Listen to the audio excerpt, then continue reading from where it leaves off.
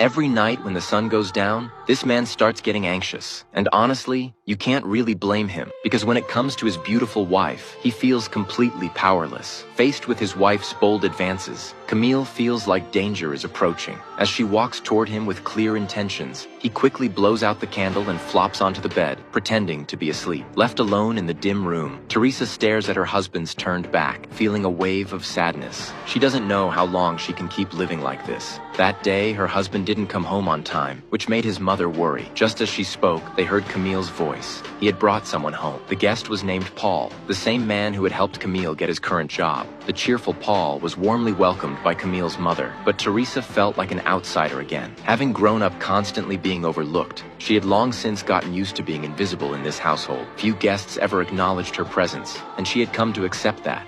Good evening. So when Paul greeted her directly, Teresa was surprised. There was something about this big, rugged man that immediately pulled her in. Paul, being humorous and open, quickly blended in with everyone and began sharing stories from his life. He revealed that he used to be a life-drawing artist, but one day his father accidentally walked in while he was working with a nude model. Shocked, his father stumbled back and fell down the stairs. Although he wasn't badly hurt, he cut off Paul's financial support from that day on. As Paul spoke, Teresa accidentally locked eyes with him, and suddenly, her heart began racing. She quickly stood up in a panic. Camille, witnessing this strange behavior, assumed his wife was being inappropriate and walked over stiffly to check on her. I have to open a window. Oh, what's wrong?